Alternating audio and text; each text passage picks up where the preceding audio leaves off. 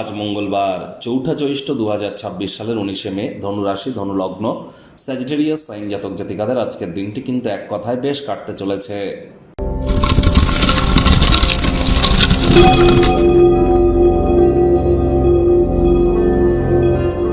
ভিডিওটির শুরুতেই স্ক্রিনে আপনারা দেখতে পাচ্ছেন হনুমানজির প্রণাম মন্ত্র।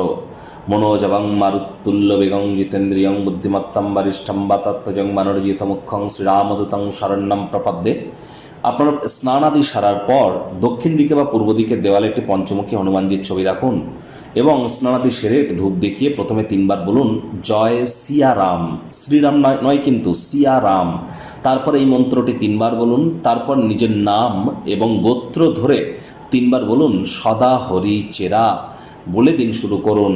আর যাদের দীর্ঘদিন ধরে রোগ শোক, বিশেষ করে রক্ত সম্পর্কিত সমস্যা, কার্ডিওভাস্কুলার ডিজিজ, ক্যালসিয়ামের সমস্যা, শরীরের হাড়গোড়ের প্রবলেম, হিমোগ্লোবিন ফল করা, আলসেমি ভাব কাজ করা, এই ধরনের সমস্যায় যারা ভুগছেন বা কোনো ক্রিটিক্যাল ডিজিজে, তারা চেষ্টা করুন হনুমানজির গন্ধমাদন পর্বত নিজেরা হাত দিয়ে চাগিয়ে নিয়ে যাচ্ছেন সেই ছবি একটি এনে আপনারা দক্ষিণ দিকের দেওয়ালে রাখুন এবং এই যে মন্ত্রগুলি বললাম এগুলি বলার পর হনুমান চালিসারই একটি চৌপাই অর্থাৎ নাশৈর ঘরৈ সব পীড়া জপত নিরন্তর হনুমত বীরা এটি জপ করুন, অত্যন্ত উপকৃত হবেন।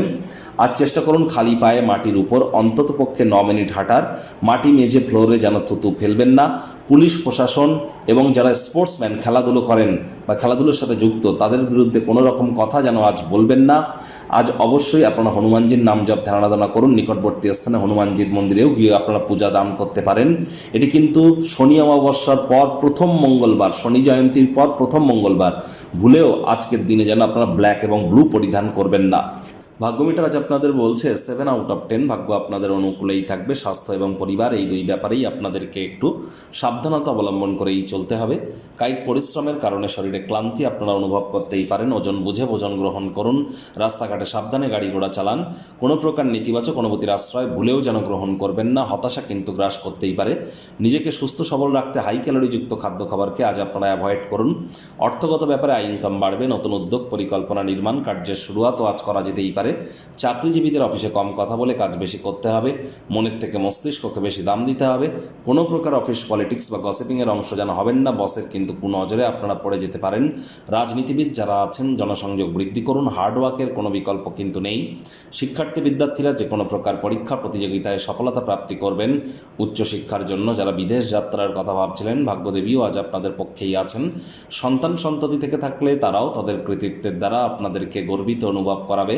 হাউস ওয়াইফদের জন্য দিনটি এক প্রকার বেশ। প্রেমিক প্রেমিকা স্বামী স্ত্রী দিনটিকে যতটা সম্ভব রোম্যান্টিক করে তোলা যায় সেই প্রচেষ্টাই তো আপনাদের জারি রাখা উচিত। অবিবাহিতদের বিবাহের যোগ পরিলক্ষিত হচ্ছে। যারা প্রেমে পড়েননি তাদের জীবনে স্বপ্নের নারী বা পুরুষের আগমন আজ কিন্তু হতেই পারে। একটু প্রচেষ্টা আপনাদেরকেও করতে হবে। পরিবার পরিজন, নিকটে স্থানীয় ব্যক্তিবর্গ, বন্ধু স্বজন কারোর উপরেই জোর করে নিজের মতামতকে যেন জাহির করতে যাবেন না। ছোটোখাটো ব্যাপারে অন্যের বিষয়ে ভুল ত্রুটি ধরার স্বভাব থাকলে ত্যাগ করুন। শত্রুপক্ষ বিরোধী পক্ষ একটু হলেও শক্তিশালী কিন্তু থাকছে। আজ আপনি ব্যস্ত সময়ের মধ্যেও সপরিবারে কিন্তু একসাথে আপনারা কোথাও আনন্দ কিন্তু করতেই পারেন। সামাজিক জীবনকে যেন অবহেলা করবেন না। আজ অবশ্যই ভালো মনে আপনারা থাকবেন। মন থেকে বিভিন্ন সংকোচও কিন্তু সরে যাবে। আজ নিকটবর্তী কোনো লেক এরিয়াতে আপনারা ভ্রমণে যেতে পারেন। সেখানে মেন্টাল রিলিফ আপনারা প্রাপ্তি করবেন।